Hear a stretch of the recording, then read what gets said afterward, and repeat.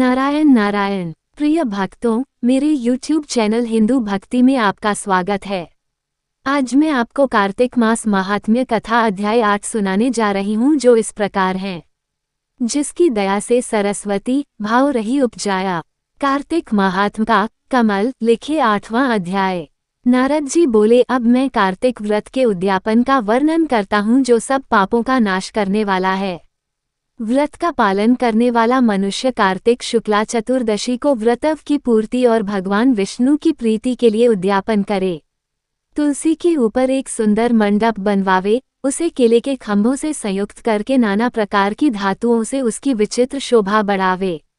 मंडप के चारों ओर दीपकों की श्रेणी सुंदर ढंग से सजाकर रखे।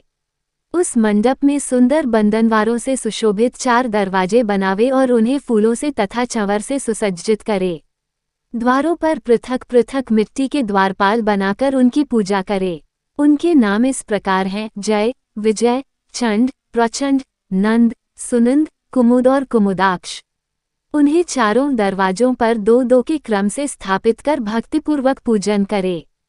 तुलसी की जड़ के समीप 4 रंगों से सुशोभित सर्वतभद्रमंडल बनावे और उसके ऊपर पूर्णपत्र तथा पंचरत्न से संयुक्त कलश की स्थापना करें।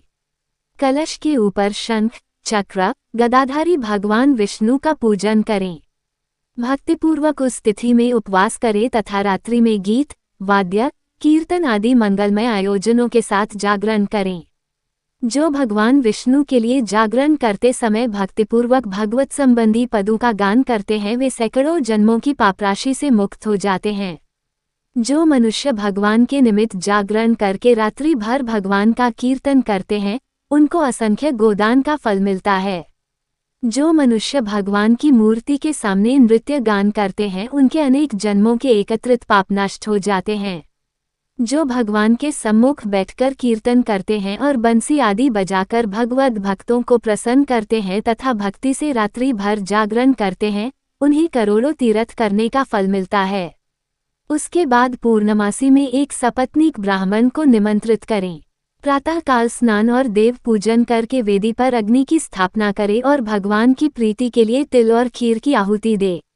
होम की शेष विधि पूरी करके भक्ति पूर्वक ब्राह्मणों का पूजन करें और उन्हें यथाशक्ति दक्षिणा दे। फिर उनसे इस प्रकार क्षमा प्रार्थना करें, आप सब लोगों की अनुकंपा से मुझ पर भगवान सदैव प्रसन्न रहें।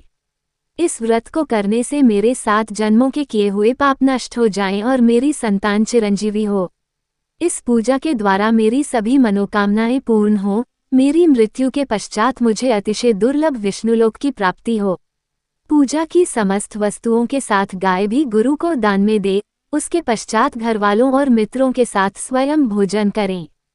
भगवान द्वादशी तिथि को शयन से उठे, त्रयोदशी को देवताओं से मिले और चतुर्दशी को सबने उनका दर्शन एवं पूजन किया, इसलिए उस तिथि में भगवान की पूजा करनी चाहिए।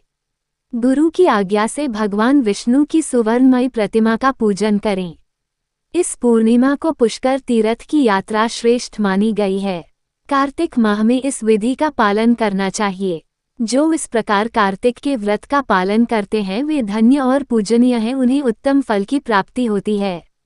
जो भगवान विष्णु की भक्ति में तत्पर हो कार्तिक में व्रत का पालन करते हैं, उनके शरीर में स्थित सभी पाप तत्काल नष्ट हो जाते हैं। जो श्रद्धापूर्वक कार्तिक के उद्यापन का महात्म्य सुनता या सुनाता है, वह भगवान विष्णु का सायुज्य प्राप्त करता है। हमें उम्मीद है हमारे द्वारा दी गई जानकारी आपको पसंद आई होगी। अगर आपको ये जानकारी पसंद आई है तो चैनल को सब्सक्राइब, लाइक और शेयर जरूर करें। ऐसे ही व्रत कथा जानकारी के लिए जुड़े रहें मेरे YouTube चैनल हिंदू भक्ति के साथ।